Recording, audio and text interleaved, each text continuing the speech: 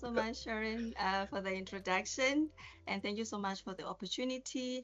Boitumelo will start with the presentation, and I will join her. And also, Aaron will be responding to the questions. Thank you. Thank you very much, Sharon and Nolu. Colleagues, good morning once again, and thank you for joining us. As Nolu has explained, I will be taking you through to the first part of this working paper, and then from there, Nolu will take it to the finishing line.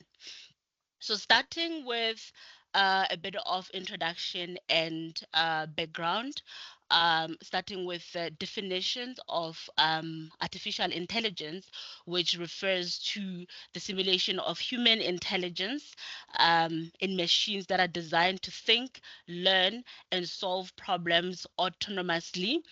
And this concept of artificial intelligence dates back to the 1950s, where pioneers such as Alan Turing as well as John McCarthy explored the idea of machines performing tasks that would typically require human intelligence. And the increased interest in recent years is due to the advancement of computing power, the availability of large data sets, as well as breakthroughs, particularly in deep learning, breakthroughs in machine learning, particularly in deep learning. Now, these changes have enabled AI to achieve significant milestones in areas such as image recognition, natural language processing, as well as autonomous systems, making AI quite valuable and quite a valuable resource within different industries. Now, colleagues, if we look again at the milestones and impact, the most notable changes in AI over the last 5 years has been the rapid advancement and widespread of adoption of generative AI, particularly models like GPT-3 and GPT-4, which were developed by OpenAI. Now, these models have shown unprecedented capabilities in generating human-like text, images, and even music, leading to their integration into various applications from chatbots and virtual assistants, as well as content creations. Now, as our the title of this working paper refers to particularly that libraries, I would like to again highlight some of the primary roles that the library plays in terms of facilitating student success. Now, looking at the information skilling our users of various communities with information and digital literacies. Now, this includes trainings, workshops, access to training tools, as well as personalized library support. And then looking also at anti-plagiarism and referencing strategies, where again the library enhances skills of our users, provides guidance and strategies in terms of anti-plagiarism, as well as referencing skills, again using workshops, as well as training. And then the library also provides access to relevant academic resources. Now, this includes an extensive collection within the library, looking at print and electronic books, looking at databases where the library subscribes to both subject specific as well as multidisciplinary um, databases, and then also providing access through services such as the interlibrary loans, where we are able to have agreements with other institutional libraries or academic libraries for resource sharing or sharing of our resources, and then also the digital library access, where our users have got 24/7 access to library resources at their own convenience. Now, colleagues, also looking at how the library is leveraging AI within its services, as well as resources. Now we can talk about the adoption of hybrid and blended learning models. Now these models have greatly enhanced, or they continue to enhance collaborations. Thinking of platforms such as the one that we are on now, they allow the library to have or to incorporate or to adopt a hybrid and blended learning when it comes to providing information and digital literacy trainings. And then this AI within these models also organizes group discussions, optimizes meeting times, as well as summarizing of notes. Now, within search engines or AI-powered search engines, we can be looking at efficient and accurate search within digital databases. And in terms of personalized learning, we are looking at how AI analyzes search patterns and behaviors to recommend resources that are relevant to our users.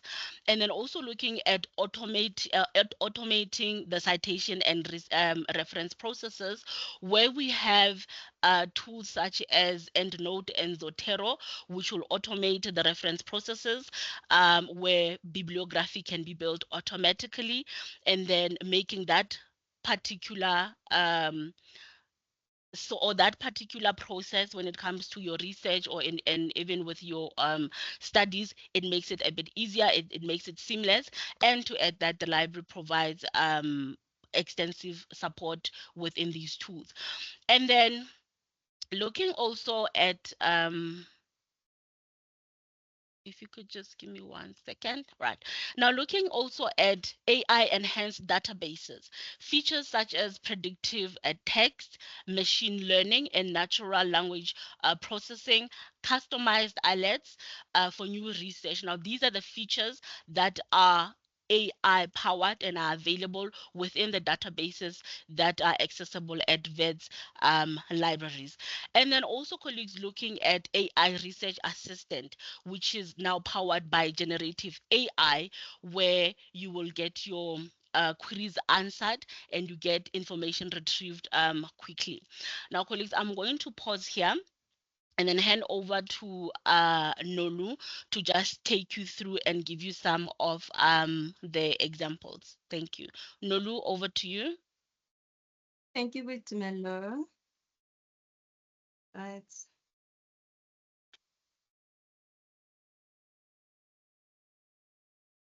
All right, colleagues, let me go to and all right. The primary focus of the study, colleagues, the purpose of this working paper is to look into the AI enhanced functionalities that are available within the VETS library resources. Now, the study aims to explore how these AI features can improve access to information, streamline research processes, and support academic success. Right. In terms of methodology, a systematic literature review is conducted using academic databases accessible through VETS libraries.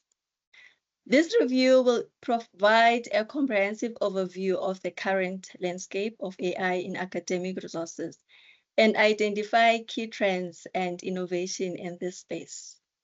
Now, the primary goal of this research is to analyze the AI-driven innovations and capabilities embedded within these academic databases.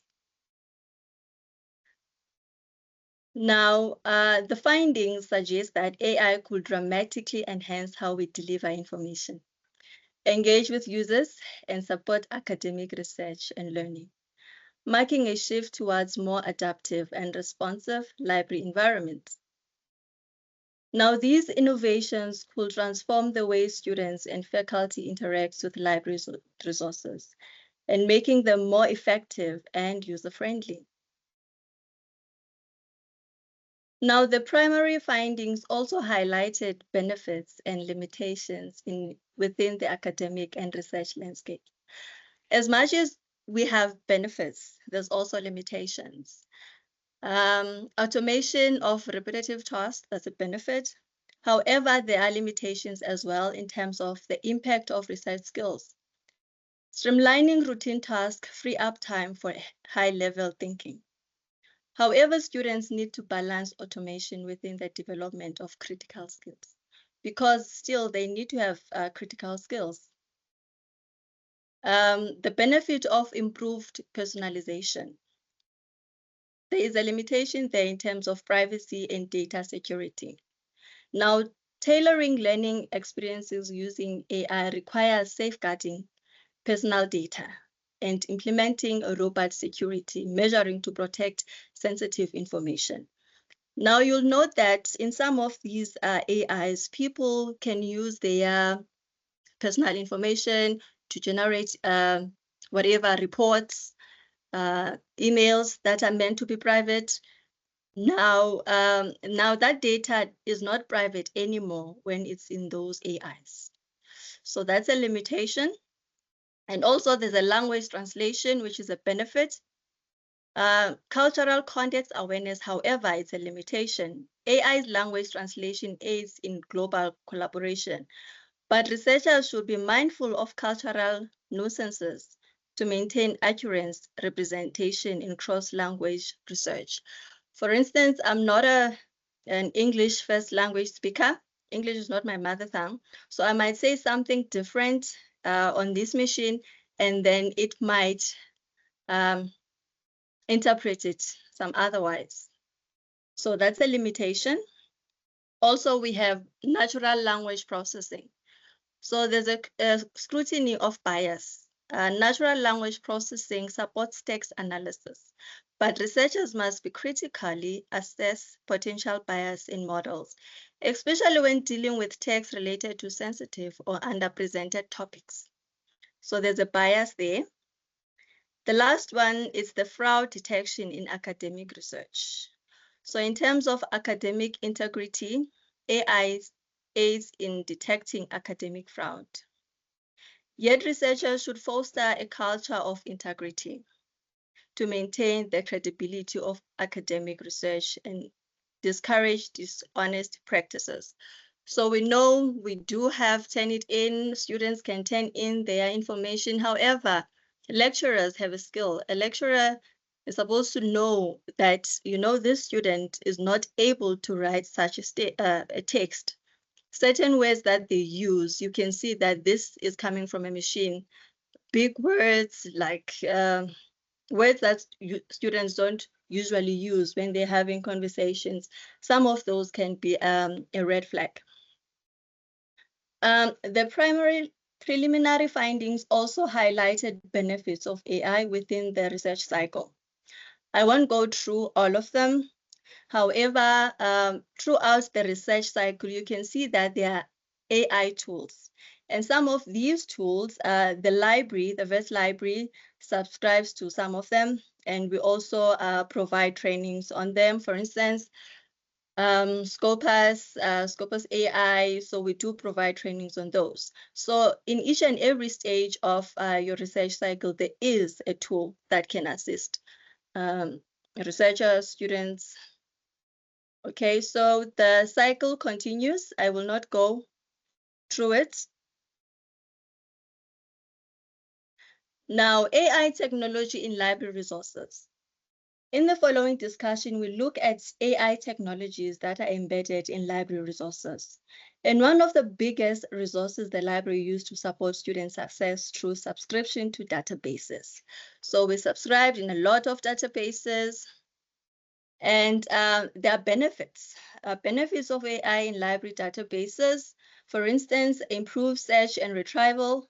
AI algorithms can enhance search capabilities within the library databases by providing more accurate and relevant results based on user queries. This helps users find the information they need quickly and efficiently. Also, personalized recommendations. AI can analyze user preferences, reading habits, and borrowing history. I know, for instance, with EBSCO, one of our databases, you can see, you can track the articles that you have used. You can see even the book chapters that you have used or downloaded to offer personalized recommendations for books as well. Your articles, as I've mentioned. This tailored approach can help users discover new content that aligns with their interest as well. And also data organization and management. Technology can assist in organizing and managing vast amount of data within library databases. By categorizing and tagging information automatically, AI can improve the overall organization of database, making it easier for users to navigate and access relevant resources. And there's also predictive analysis. Now, AI algorithms can utilize predictive analytics to anticipate user needs and trends. For instance, on Scopus, you can, when you are using a certain article, on your right, you are able to see articles that are similar to the one you are reading. So when you are doing your research, that's quite helpful. You can see what people have written that's similar to what you are currently reading. AI-powered virtual assistants integrated into library databases can provide immediate support and guidance to users, improving their interactions with the system. I know with some databases, I think it's LexisNexis, when you are doing your searches, you will find that there is someone who asks, do you need assistance? Do you need help? There's that as well. So these virtual assistants can answer queries, offer recommendations, and assist users in navigating the databases effectively. Now, okay. So the library has incorporated recently a generative AI in its databases. And Scopus is an example of such generative AI. Right. So a generative AI-powered database, which is Scopus AI, is an intelligent search tool powered by generative AI. It enhances understanding and insight with speed and clarity. It is a trusted content. So, colleague, this one we pay for it. It's not like your ChatGPT. This one is trusted because we pay for it. It uses metadata and abstracts from documents published in Scopus since 2003, ensuring responses are based on recent trusted knowledge. Summarization, Scopus AI synthesizes abstracts from relevant documents to generate topic summaries and expand summaries, helping researchers save time. Foundation documents, it identifies high impact papers, most common cited by other papers, aiding in pinpointing seminal works. Expert search, the tool can identify leading experts in specific fields and provide explanations of their expertise. Interactive concept maps. Scopus AI generates interactive concept maps using keywords from research abstracts to help explore new avenues. Continuous updates. The knowledge base is updated in near real time, ensuring the most current information is available. As we all know, our colleagues, there are challenges, right?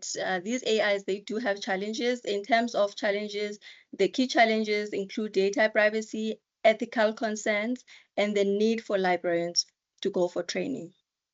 So it is also important to address these challenges fully.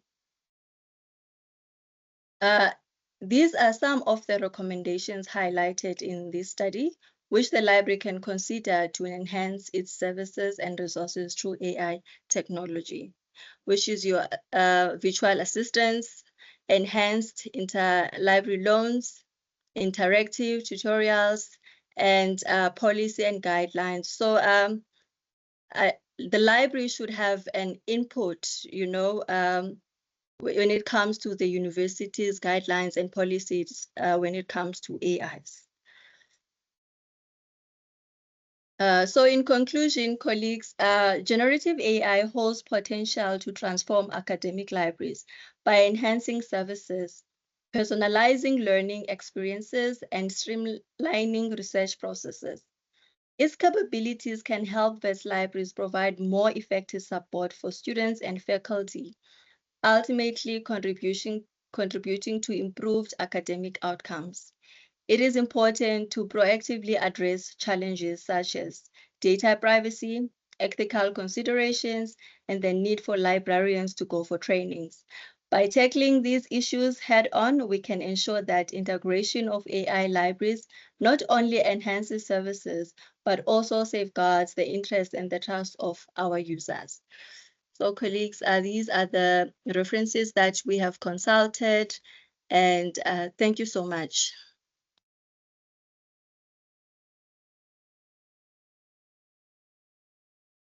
Oh, wow. Thank you, Nolusindiso, Boitumelo, and Aaron. That was really interesting. And it's good to hear how Wits Library is leveraging AI within its services and resources. And just important to note, as you did, both the positives like automation of, time-consuming tasks, as well as improved information retrieval across all the databases. And then just also looking at the negatives, such as, of course, the language bias involved in AI. And your insights into AI enhanced functionalities available at the libraries is really, really valuable. So we really appreciate your work in exploring how libraries can better support student learning. So great work. Thank you. Thank you. Do we have any questions?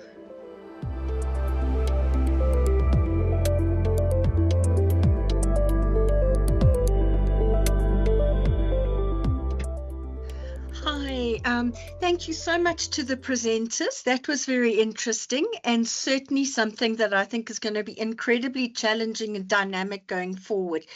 Right at the beginning, I picked up the one of the disadvantages or weaknesses going forward that one is going to have to look at is this is going to enhance the ability to the scope and time and reduce the time needed to gain access to an amazing variety of